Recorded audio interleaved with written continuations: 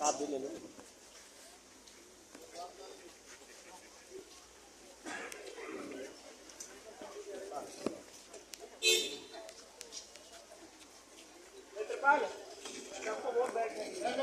बैठो अपना अपना जगह ले लो। आ जाओ आ जाओ।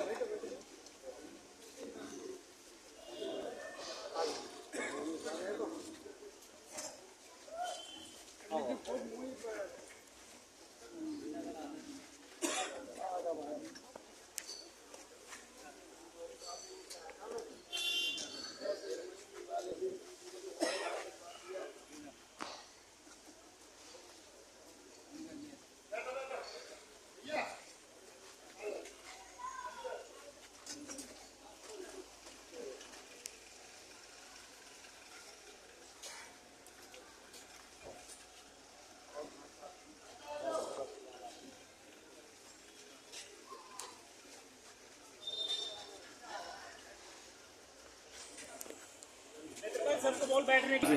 रवि आ जाओ, बैठ जाओ, बैठ जाओ भाई, बैठ जाओ, कुर्सियां खाली पड़ी हैं सारी। चिंटू आगे आ जाओ, आगे जगह खाली है, आ जाओ आगे आ जाओ। रविंद्र कहाँ रह गया? आ जाओ, बैठ जाओ, बैठ जाओ।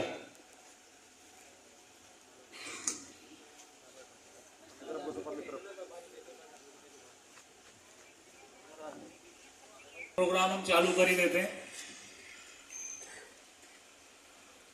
यहां बैठे हुए सभी मेरे बुजुर्गगण, मेरी मातृशक्ति को मैं अपने चरण स्पर्श, मेरी युवा शक्ति को राम राम। आप सभी जानते हो हरियाणा में विधानसभा के इलेक्शंस का बिगुल बज चुका है और कुछ ही दिन वोटिंग के रह गए। आने वाली 5 तारीख को, 5 अक्टूबर को वोटिंग है और सभी उम्मीदवार अपने अपनी जोर आजमाइश में लगे हुए हैं। हमारे एनआईटी 86 से प्रत्याशी कांग्रेस के पंडित नीरज शर्मा जी आपके बीच बैठे हुए हैं और उनके साथ आए हुए सभी साथीगणों का मैं यहां पहुंचने पर बहुत बहुत आभार और धन्यवाद करता हूं। भाइयों, आप सबको पता है जैसा कि पिछले 10 साल से कांग्रेस बीजेपी की सरकार हरियाणा में रही और आप सभी ने उनकी कार्यशैली को भी देखा। आप यहां बहुत सारे वर्कर जो कंपनियों में काम करते हो बैठे हुए, आप देख रहे हो कि आपके हालात किस तरह के हैं। बहुत सारे ऐसे युवा हैं जो बेरोजगार हैं, जिनके पास काम नहीं है और मुझे ऐसा लगता है कंपनी मालिक भी ऐसे बैठे हुए हैं जिनकी कंपनियां भी 8-8, 12-12 घंटे ही चल पा रही है, जो पहले 10 साल पहले कांग्रेस के टाइम में वो 24-24 घंटे चलती थी। लोगों को ओवर टाइम भी मिलते थे। लेकिन पिछले 10 सालों से इतना बुरा हाल है, लोगों के पास काम नहीं है, शिक्षा का अभाव है और हरियाणा बेरोजगारी में जो इंडेक्स है वो सबसे ऊपर है। तो इस सरकार के लिए बड़ी शर्म की बात है कि जिनके हाथों में हमने सत्ता सौंपी 10 साल के लिए, उन्होंने अपनी पब्लिक के लिए कोई ना काम करके सिर्फ और सिर्फ उन्होंने पेट भरने का काम किया। ये भली भांति आपके प्रत्याशी कांग्रेस से नीरज शर्मा जी आपके सामने बताएंगे सारी बातों को। तो मैं तो आप सभी से यही कहूंगा कि ज्यादा से ज्यादा संख्या में 5 तारीख को हाथ के पंजे का बटन दबाकर भाई पंडित नीरज शर्मा जी के कंधों को, हाथों को मजबूत करें, जिससे कि वो विधानसभा में जाकर आप के हक की आवाज को और बेहतर तरीके से उठा सके। जन समस्याओं का अभाव है। पिछले 10 सालों से, 10 साल पहले की बात तो मैं क्या करूं कि सभी लोगों के पास काम भी थे, खुशहाल भी थे। दादा, थोड़ी सी लोगों में एक नाराजगी भी है और मैं चाहूंगा आप अपने विचारों के माध्यम से इन लोगों की नाराजगी भी दूर करें, क्योंकि यहां पानी की बड़ी किल्लत है और पिछले कई सालों से पानी की बहुत किल्लत है। लोग पानी के लिए बहुत तरसते हैं। 15-15, 20-20 दिन में पानी आता है। सीवरों की बहुत बड़ी समस्याएं हैं और मुझे पता है आप एक बेहतर व्यक्ति हैं। आप जानते हैं और आपकी कार्यशैली बड़ी अलग तरह की है। आपको जब मौका मिलेगा तो वो आप करके भी दिखाएंगे। यहाँ की समस्याओं जैसे सीवर की समस्या है, उसका भी बहुत बुरा हाल है। जो पहले सीवर लाइनें डली वो पॉपुलेशन के हिसाब से उस वक्त में डल गई, लेकिन आज पिछले 10 सालों से वो पॉपुलेशन कई गुना हो गई, लेकिन सीवर लाइन वही की वही है। पानी का कंजप्शन ज्यादा होने लगा, जिससे कि सीवर ओवरफ्लो की समस्याएं, ड्रेनेज की समस्याएं पैदा हो गई।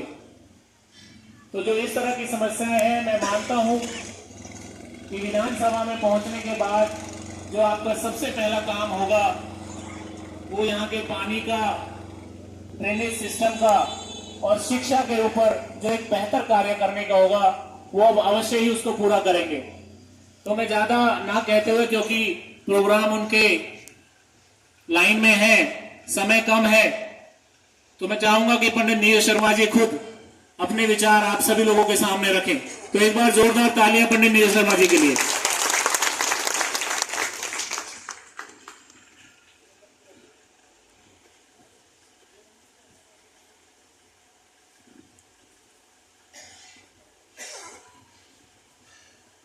आदर मान सम्मान के योग्य यहाँ उपस्थित गौची, प्रतापगढ़, जीवन नगर की सरदारी, बुजुर्गों और माताओं को चरण स्पर्श, युवा शक्ति और बहनों को हाथ जोड़ के नाम।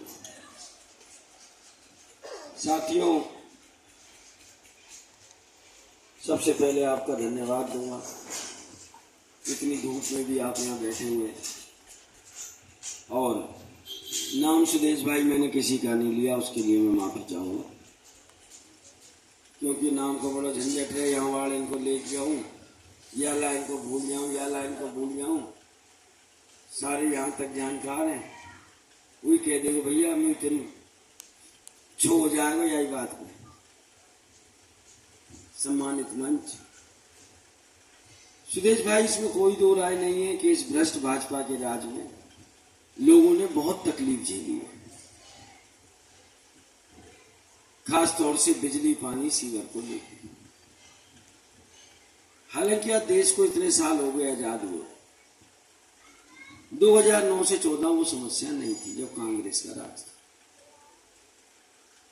आज हम इससे ऊपर बढ़ ही नहीं पा रहे, और उसका कारण सब लोग टैक्स देते हैं। जितने लोग बैठे हैं, ऐसा कोई नहीं है जो सरकार को टैक्स ना देता हो। 10 रुपए का कुरकुरा भी खरीदते हैं, 1 रुपये 80 पैसे टैक्स है उसमें। और डेवलपमेंट के लिए अलग से देते हैं, हाउस टैक्स देते हैं, डेवलपमेंट चार्ज देते हैं। और इस सरकार ने तो एक नया भूत और लगा दिया पीछे, प्रॉपर्टी आईडी। आप लोगों ने जो अपना पैसा दिया विकास करने की जगह, इस सरकार घोटाला कर गई 200 करोड़ का। 200 करोड़ के तो मेरे पास कागज थे, वो घोटाला 2000 करोड़ का, वो मेरा पैसा नहीं था, आप सबकी खून पसीने की कमाई थी। उस घोटाले पे एक्शन हो में 54 दिन नंगे पैर चला। सरकार ने FIR भी दर्ज किया, सरकार ने अधिकारी भी गिरफ्तार करे, रिकवरी नहीं करी। एक तो ये वादा भरोसा दिला रहा हूं आपको, ये 200 करोड़ इनकी खाल खींच के निकालूंगा और यही लगाऊंगा एनआईटी। उसके बाद जितना भी एरिया था, सबकी एक एक गली की फाइल बनी, आपके सामने वाले की भी बनी। 28 करोड़ की फाइलें मैंने बनाई। 200 करोड़ घोटाले के लिए पैसा था, 28 करोड़ काम के लिए पैसा नहीं था। 103 दिन मुझे कफन पहन के रहना, पर अब हम सबके दुख के समय का खात्मा होने वाला। अब तो भैया 5 अक्टूबर को वोट पड़ेंगी और ये सरकार रहेगी 240 घंटा की। अब तो दिनन में सौदा ना, घंटा में है। हमारी पार्टी ने जो घोषणा पत्र बनाया है, सबसे पहले हुड्डा साहब ने कहा है कि NIT 86 में नहर का पानी ला के देंगे, सीवरेज नए सिरे से बिछाएंगे, इंफ्रास्ट्रक्चर नया डालेंगे।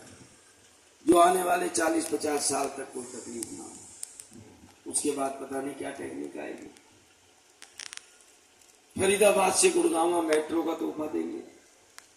बल्लभगढ़ सोना रोड को नेशनल हाईवे डिक्लेयर करेंगे, जहां डेली जाम लगा रहता है। ये हमारी NIT-86 का मैनिफेस्टो है। और हुड्डा साहब एक वजनदार आदमी है, जो बात कहते हैं वो करते हैं। हुड्डा साहब ने कहा रेल चलाऊंगा तो बल्लभगढ़ तक मेट्रो चलाई। हुड्डा साहब ने कहा बदरपुर का फ्लाईओवर बनाऊंगा तो बनाया। हुड्डा साहब ने कहा ESI मेडिकल कॉलेज बनाऊंगा तो बनाया। हुड्डा साहब ने कहा 55 में अस्पताल चालू करूंगा तो किया। हुड्डा साहब ने कहा खेड़ी में कॉलेज बनाऊंगा तो बनाया। हुड्डा साहब ने कहा 55 को 56 से जोड़ने वाला पुल बनाऊंगा तो बनाया। हुड्डा साहब का एक भी काम ऐसा नहीं है जो उन्होंने कहा और किया ना। अब हुड्डा साहब दस्तखत करके, ये चुनावी घोषणा नहीं है, हुड्डा साहब की गारंटी है। सबको पता है नोटबंदी में मां बहनों का सारा पैसा चला गया। 18 से लेके 60 साल तक की हर महिला को हर महीने 2000 रुपए मिलेंगे। पेंशन 6000 रुपए होगी। 300 यूनिट बिजली फ्री होगी। और याद रखना तारीख 5 अक्टूबर, निशान हाथ का पंजा, ऊपर से तीसरा, और रसोई गैस सिलेंडर मिलेगा 500 रुपए का। 500 का जो आज आप 800 रुपए का लेंगे। राजस्थान आपकी रिश्तेदारियां पता कर सकते हैं। कांग्रेस के टाइम में स्कीम थी कि 25 लाख तक का हेल्थ इंश्योरेंस फ्री, गरीब अमीर सबका, चाहे देश में इलाज कराओ चाहे विदेश में चाहे प्राइवेट अस्पताल में। हरियाणा में भी वो स्कीम आई। जहां तक सुदेश भाई ने बेरोजगारी की बात बताई, हुड्डा साहब 2 लाख सरकारी नौकरी खोलेंगे। और वो सरकारी नौकरी भाजपा की तरह नहीं होंगी कि पेपर लीक हो रहे हैं, भर्ती दफ्तर से पैसे पकड़े जा रहे हैं, बाहर से चोर दरवाजे से गुजराती भर्ती हो रहे हैं। हुड्डा साहब के टाइम में भर्ती होगी तो गौची की होगी, प्रतापगढ़ की होगी, जीवन नगर की होगी, NIT-86 की होगी, फरीदाबाद की होगी, हरियाणा के लोगों की होगी। और मैं देख रहा हूं ज्यादातर यहाँ प्रवासी भाई बहन बैठे हैं, यूपी, बिहार, उड़ीसा, छत्तीसगढ़, झारखंड, राजस्थान से आए। हुड्डा साहब ने एक और महत्वपूर्ण घोषणा की है कि हरियाणा में प्रवासी कल्याण बोर्ड बनाएंगे। आज सबको पता है कोरोना के टाइम में प्रवासी ने बहुत दुख झेला। और हमारे सुरेश पंडित जी एक बात कहते थे कि मजदूर की तो समस्या इतनी विकट है, उसके पास तो अपना पेचकस भी नहीं है। वो जिस पेचकस से काम करता वो पेचकस भी दूसरे का इस्तेमाल करता। और सबने देखा प्रवासियों को कितनी तकलीफ हुई, खाने की, रहने की, पैदल चलना पड़ा। भाजपा सरकार ने डंडे बरसाए। ये प्रवासी कल्याण बोर्ड होता तो ये तकलीफ नहीं उठानी पड़ती। चंदा कर करके लोगों के घरों में हमने राशन भिजवाया, खिचड़ी भिजवाया। ये काम सरकार का था। सरकार टैक्स इसीलिए लेती है। ये तो भला हो सामाजिक संस्थाओं का, भला हो समाज सेवियों का। नहीं तो हमारे देश में तो अफ्रीका जैसी भुखमरी मर जाती कोरोना के अंदर। अगर जो समाज सेवी सामाजिक संस्थाएं, मंदिर, मस्जिद, गुरुद्वारे आगे नहीं बढ़ते तो सरकार ने तो हाथ ही खड़े कर दिए थे। फैक्ट्री बंद, मजदूर को तनख्वाह देंगे नहीं, मालिक भी कहां से दे भैया, उसके भी हालात ऐसे हैं। सरकार ने तो कोई सपोर्ट ही नहीं करी सिवाय काला कानून पास करने के। बिजली के बिल में कोई रियायत नहीं दी, हाउस टैक्स में कोई रियायत नहीं दी, पानी के बिल में कोई रियायत नहीं दी, और भी कुछ नहीं कर सकती सरकार। कम से कम कोरोना के टाइम में जो टैक्स लेती है वो तो माफ कर देती, वो भी नहीं किया सरकार ने। हाँ, एक काम किया सरकार ने, शराब की दुकानें खुलवाई। मतलब वो जो कोरोना का कीटाणु था इतना समझदार था, फैक्ट्री में आता था, राशन की दुकान पे आता था, दूध की दुकान पे आता था, सब्जी लेने जाओ तो आता था, काम करो तो आता था, दारू की दुकान पे नहीं जाता था। वो कहता था दारू वाले अच्छे, यहाँ नहीं जाना। उसमें सरकार के लिए कोई कोरोना नहीं था। पर ये प्रवासी कल्याण बोर्ड होता तो हमें इतनी तकलीफ नहीं उठानी पड़ती। हुड्डा साहब ये प्रवासी कल्याण बोर्ड बना के देंगे। और अब की बार जो हम छठ का त्योहार मनाएंगे, मुझे पता है छठ का सबसे कठिन व्रत है। यहाँ आप में से कोई करता है छठ का त्योहार? नहीं करता है। करते हैं, एक ही करते हैं बस। भाई जो छठ का त्योहार करते हैं हाथ उठाना जरा। ये सब नहीं जो छठ करते हैं, छठी मैया का व्रत है भाई, ऐसे नहीं, सब नहीं हाथ उठाएंगे। ये मैं आपको भी बता दूं, इतना कठिन व्रत है। यहां तो चलो विधि विधान से नहीं हो पाता। गांव में जिस दिन पहले दिन त्योहार होता है नहाए खाए का, नदी से मिट्टी लानी पड़ती है, पानी लाना पड़ता है, नया चूल्हा बनाया जाता है, उसके बाद कद्दू पकाते हैं उस दिन बहुत शुद्धता से, सात्विकता से। अगले दिन खरना होता है, खीर पूड़ी का प्रसाद बनता है। और वो खरना करके जो भी छठ का व्रत रखता है, ना तो उस दिन पूरी रात कुछ खाता पीता, ना अगले दिन खाता, शाम का अर्घ देना है। और न गांवों में तो नदी पोखर है, रात को भी पोखर में खड़ा होना है, सुबह फिर अर्घ देने के लिए नदी नाले में खड़ा होना है, पोखर में खड़ा होना है। अर्घ देने के बाद, पूजा करने के बाद कुछ नसीब होता है। अभी करवा चौथ का भी व्रत आ रहा है, इसमें तो फिर भी रेस्ट मिल जाता है बहन बेटी को। आदमी कह देता तू मत कर, कुछ काम मैं कर दूंगा। पर छठ का त्योहार ऐसा है, इसका तो प्रसाद भी खुद बनाना पड़ता है। ठेकुआ बाजार में तो नहीं मिलता, कि मिलता है? जो छठ का व्रत रखती है उसी को बनाना ठेकुआ। चूल्हे पे भी काम करना पड़ता है, प्रसाद भी बनाना पड़ता है। कि 36 घंटे का व्रत बिना खाए पिए रहना, और उसके बाद सारा काम करना, काम करने के बाद 2-2 बार अर्घ देना। तो मैंने बताया हुड्डा साहब को सारी चीजें, तो हुड्डा साहब ने कहा बेटा इतना कठिन व्रत है, तो अब की बार जो हम छठ मैया का त्योहार मनाएंगे, हरियाणा में सरकारी छुट्टी की भी घोषणा की है हुड्डा साहब। पर ये समझ लो, ये सब काम कब होंगे? जो सबके कॉमन है वो तो होंगे, पर जो NIT 86 का मैनिफेस्टो है, जो प्रवासी कल्याण बोर्ड है, जो छठ की छुट्टी है, जो नहर का पानी है, और फरीदाबाद से गुड़गांव मेट्रो की भी बात की है हुड्डा साहब ने, कि फरीदाबाद से गुड़गांव मेट्रो बनाएंगे। और एक चीज और पूछना चाहूंगा, वो जो मेट्रो बनेगी, उस मेट्रो का स्टेशन हार्डवेयर चौक, प्याली चौक होना चाहिए कि BK चौक होना चाहिए? BK चौक क्यों नहीं होना चाहिए? बड़ा चौक है, मशहूर जगह है।